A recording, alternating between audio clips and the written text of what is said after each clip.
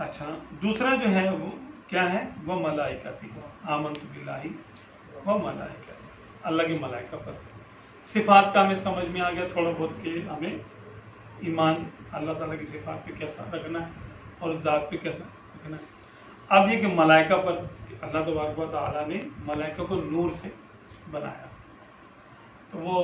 نور سے، اور وہ اس کے مملکت میں سارے کام انجام دیتے ہیں اللہ کے حکم سے،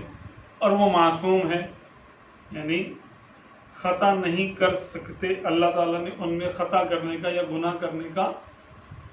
کی کوالٹی نہیں رکھی، اختیار ہی نہیں دیا ان کو، وہ خطا اور غلطی سے پاک ہے۔ اس کو کہتے ہیں معصوم، کہ جو نہ کر سکے۔ اچھا یہی بات انبیاء کرام میں پائی جاتی ہے کہ وہ بھی غلطی اور گناہ سے پاک ہوتے ہیں، گناہ نہیں کر سکتے۔ تو یہ دو ہستیاں ملائکہ اور انبیاء، دو قسم کی شخصیات، یہ معصوم ہے، باقی اور کوئی معصوم نہیں ہے۔ ہم چھوٹے بچوں کو معصوم بچہ کہہ دیتے ہیں، وہ ہمارے اردو میں ہے، اردو کا معصوم اور ہے۔ بے گناہ کو بھی کہہ دیتے ہیں بھائی یہ کیوں معصوم کا آدمی ہے، ٹھیک ہے۔ تو یہ ہمارے وہ اصطلاحی معصوم یہ نہیں ہے کہ جو ہمارے عقائد میں جب آتا ہے نا لفظ معصوم، عقائد کے اعتبار سے تو دو ہی طرح کے اشخاص جو ہیں وہ معصوم ہیں، انبیاء کرام علیہ الصلوۃ والسلام اور ملائکہ۔ اچھا اب یہ ان میں چار جو ہیں وہ بڑے ہیں، جبریل علیہ السلام، میکائیل علیہ السلام، اور اسرافیل علیہ السلام، اور حضرت عزرائیل علیہ السلام۔ ان کے کام ہی یہ ہم بچپن میں بھی سنتے رہے ہیں۔ یہ کیا ہے کہ نور سے یہ جو نہ بنتے ہیں، اور اللہ تبارک و تعالیٰ نے ان کو نور سے بنایا۔ ہاں قیامت میں جب قیامت میں سور پھونکا جائے گا تو ان کو بھی موت آئے، حتیٰ کہ ملک الموت علیہ السلام کو بھی موت آئے گی۔ یہ نہ مرد ہوتے ہیں اور نہ عورت ہوتے ہیں، ان میں جنس کا وہ کوئی نہیں پایا جاتا، کہ ان میں کوئی جنس نہیں ہوتی، بلکہ یہ ایک مخلوق ہے، جن سے پاک ہے یہ، تو نہ یہ میل ہوتے ہیں نہ فیمیل ہوتے ہیں۔ پھر کچھ جو ہے وہ بارش برساتے ہیں، کچھ کھیتیاں اگاتے ہیں، کچھ انسان کی حفاظت کرتے ہیں، کچھ جنت بناتے ہیں، کچھ دوزخ بناتے ہیں، بنا رہے ہیں، کر رہے ہیں، کچھ دنیا کا نظام چلا رہے ہیں اللہ کے حکم سے۔ والمدبرات امرا کا یعنی جو قرآن پاک میں یہ آیت ان کے بارے میں بھی ہے، والمدبرات امرا، کہ وہ اللہ کے حکم سے کائنات کا انتظام کرتے ہیں، اس کی تدبیر کرتے ہیں، اپنی مرضی سے نہیں کر سکتے، جیسے اللہ کا حکم ہوتا ہے ویسے کرتے ہیں۔ ان کے بارے میں یہ بھی آتا ہے لا یعصون اللہ ما امرہم ویفعلون ما یؤمرون، کہ یہ اللہ کے حکم کی نافرمانی نہیں کرتے، بلکہ یہ وہی کرتے ہیں جو ان کو حکم دیا جاتا ہے، غلطی نہیں ان سے ہوتی۔ یہ ہاں سوائے کتے اور خنزیر کے، باقی یہ جو بھی شکل چاہیں ضرورت کے مطابق بنا سکتے ہیں۔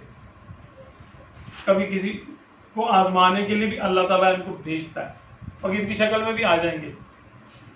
سانپ کی شکل میں بھی آ سکتے ہیں، سوائے کتے اور خنزیر کے باقی ہر قسم کے مخلوق کی شکل میں آ سکتے ہیں۔ اور ہو سکتا ہے ہمارے بھی سامنے کبھی آئے ہوں اور ہماری آزمائش ہو گئی ہو اور ہمیں جو ہے وہ معلوم بھی نہ ہو۔ جن میں سے دو ایسے ہیں جو ہمارے دائیں بائیں ہوتے ہیں، جو ہمارا نامہ اعمال تحریر یعنی کرتے ہیں، ان کو ہم کیا کہتے ہیں؟ کرامن کاتبین، ٹھیک ہے۔ تو ان کا کیا ہے کہ یہ نوری مخلوق ہے۔ اچھا لیکن جب یہ انسانی شکل میں آتے ہیں تو ویسے ہی ہوتے ہیں جیسے عام انسان، نظر بھی آئیں گے اور جو کام انسان کرتے ہیں وہ یہ کریں گے بھی۔ جیسے جبریل علیہ السلام کو انسانی شکل میں بارہا دیکھا گیا کہ وہ آتے تھے آپ صلی اللہ علیہ وسلم کی بارگاہ میں حاضری دیتے تھے، اور بعد میں یہ پتہ چلتا تھا کہ وہ حضرت جبریل علیہ السلام۔ ایک آپ صلی اللہ علیہ وسلم کے بڑے خوبصورت صحابی تھے حضرت دحیہ کلبی، تو عام طور پہ ان کی شکل میں حضرت جبریل علیہ السلام آئے۔ تو یہ اللہ تبارک و تعالیٰ کی یہ سمجھ لیں کہ سرکاری عملہ ہے، سرکاری عملہ ہے، ٹھیک ہے، ان کا حساب کتاب نہیں ہے، نہ ان کے لیے جنت ہے، نہ ان کے لیے دوزخ ہے، نہ ان کے لیے ثواب ہے، نہ ان کے لیے عذاب ہے۔ ان کا جو بھی درجہ ہے بس وہ اس پر فکس ہے، ان کے درجے بھی نہیں بڑھتے، ان کے درجے جو ہیں بس وہی رہتے۔ ہاں، کیونکہ ان میں نفس نہیں ہے نا، نفس نہیں ہے تو ان میں خواہش بھی نہیں ہے۔ اب خواہش کی مخالفت کرنے سے ثواب ہوتا ہے اصل میں، کہ بندے میں خواہش پیدا ہو اور پھر بندہ اللہ رسول کے حکم کے مطابق خواہش کو چھوڑ دے اور اللہ اس کے رسول کے تابع ہو جائے، تو اس بات کا ثواب ہوتا ہے، اس سے درجے بڑھتے ہیں۔ ملائکہ کو یہ بات حاصل نہیں ہے، ان کو نفس بھی نہیں دیا گیا، اس لیے وہ جہاں ہیں بس وہیں ہیں، ان میں تغیر تبدل نہیں ہوتا، جیسے ہیں ویسے ہی رہتے ہیں۔ ان میں سے ایک فرشتے کی میں آپ کو ایک چھوٹی سی مثال دے دیتا ہوں کہ آپ صلی اللہ علیہ وسلم نے ارشاد فرمایا کہ اللہ تبارک و تعالی نے میری قبر کے پاس، جہاں میری قبر ہوگی، جب میری قبر ہوگی، آپ صلی اللہ علیہ وسلم نے ارشاد فرمایا وہاں اللہ تبارک و تعالی ایک فرشتے کو کھڑا کرے گا جس کا بہت عظیم اس کا قد ہے، اس کی قوت سماعت بہت زیادہ ہے، اور وہ لوگوں میں سب کے نام اور ان کے باپوں کے نام جانتا ہے۔ تو تم جہاں پر بھی ہوگے کائنات میں، جہاں پر بھی درود شریف پڑھو گے یا کوئی شخص مجھ پر درود بھیجے گا، یہ اس کی آواز سنتا ہے اور پھر مجھ سے عرض کرتا ہے کہ یا رسول اللہ صلی اللہ علیہ وسلم، فلاں شخص نے فلاں جگہ سے، اس کے باپ کا نام یہ ہے، اس کا نام یہ ہے، اس نے آپ پر ابھی درود و سلام بھیجا۔ اب کائنات میں دیکھیں مسلمان تقریباً 1.5 ارب تو ہیں، اور وہ کہاں کہاں ہیں اور کس کس زبان میں وہ درود شریف پڑھتے ہیں۔ تو ایک خادم جو کہ دروازے پہ کھڑا ہے، قبر انور کے پاس کھڑا ہے، خدمت گزار ہے نا وہ، اچھا یہ تھکتے بھی نہیں ہیں۔ ہم اپنے بھی نہ سوچیں کہ یار پتہ نہیں 1400 سال سے ایک بندہ کھڑا ہوا ہے تو تھک تو نہیں گیا ہوگا۔ فرشتوں کا یہ معاملہ نہیں ہے، تھکاوٹ ہوگا نہیں، ٹھیک ہے۔ تو وہ اس کو سنائی دیتا ہے، اللہ تبارک و تعالیٰ نے اپنی صفات میں سے خلق کو دیا نا، حصہ دیا تاکہ اس کی ذات کی پہچان ہو سکے صفات کے ذریعے۔ تو اللہ تبارک و تعالیٰ کی جو قوت سماعت ہے وہ تو لامحدود ہے، اس نے اس بندے کو، اپنے بندوں کو، بندوں میں فرشتے بھی آتے ہیں مخلوقات میں، تو ان میں سے ایک کو یہ دے دی کہ بھئی جو کہیں میرے نبی کا نام لے گا تم کو پتہ چلے گا۔ اس کا علم بھی اتنا کر دیا، پھر اس کا نام، اس کا اتنا علم ہوتا ہے کہ آج مسلمان کے گھر میں فلاں بچہ پیدا ہوا، تبھی تو وہ درود شریف پڑھے گا نا، پڑھا ہوگی تو اس کو پتہ چلے گا۔ اب 1400 سال سے جو لوگ پیدا ہو رہے ہیں نئے نئے، وہ جا کے بتا تھوڑے نہیں اس کو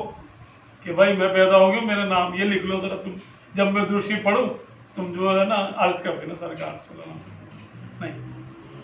اس ایک فرشتے کی آپ قوت سماعت اور قوت علم پر غور کر لیں، عقل حیران ہو جائے گی۔ نہ وہ سوتا ہے، نہ وہ غافل ہوتا ہے کہ بھئی اونگ آ گئی، بندے نے درود شریف پڑھا، معاذ اللہ وہ فرشتہ سو رہا تھا، ایسا نہیں ہوتا، اس کو جو پتہ نہیں چلا نہ۔ اللہ تبارک و تعالیٰ کریم ہے، اس نے اپنی صفت سماعت میں سے اگر کچھ حصہ کسی کو دیا ہے تو ایک ذرہ بھی نہیں دیا ہے، یہ اس کی تو صفت لامحدود ہے، اور اس کی طرح کی کسی کی صفت ہے بھی نہیں، بس سمجھنے کے لیے دی ہے اس نے۔ جتنی بھی طاقتیں، سماعت کی طاقت ہو، کلام کی طاقت ہو، دیکھنے کی طاقت ہو، جو کچھ بھی ہو، وہ کچھ بھی نہیں ہے۔ اللہ تبارک و تعالیٰ کی صفات کی صرف ایک جھلک ہے اس میں، تاکہ اللہ تبارک و تعالیٰ کی صفات تو ہم ڈائریکٹ نہیں دیکھ سکتے نا، مخلوق میں دیکھ کر ہم اندازہ کرتے ہیں یار یہ مخلوق کیسی ہے، اللہ تبارک و تعالیٰ کی یہ صفت کیسی ہوگی، ایک اپنے تئیں ایک اندازہ قائم کر سکتے ہیں، یہ معرفت حاصل ہوتی ہے۔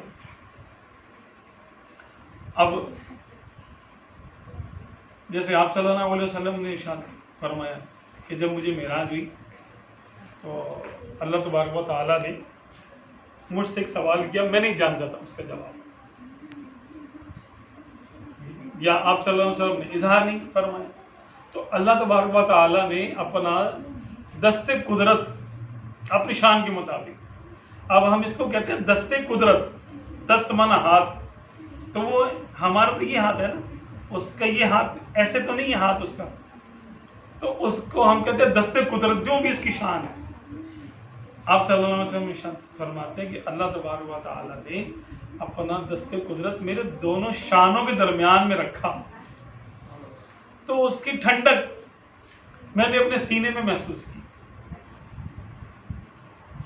فوضع یدہ بین کتفی ووجدت بردہا بین صدی، او کما قال صلی اللہ علیہ وسلم، کہ میں نے اب اس کی ہاتھ کی جو ٹھنڈک تھی وہ اپنے سینے میں پائی، اور میں نے جان لیا جو آسمان اور زمین، اب جو آسمان اور زمینوں پہ تو مطلب پوری کائنات کا علم ہو گیا، کائنات ہی تو ہے آسمان زمین کے درمیان، آسمان اور زمین یہی ہے نا،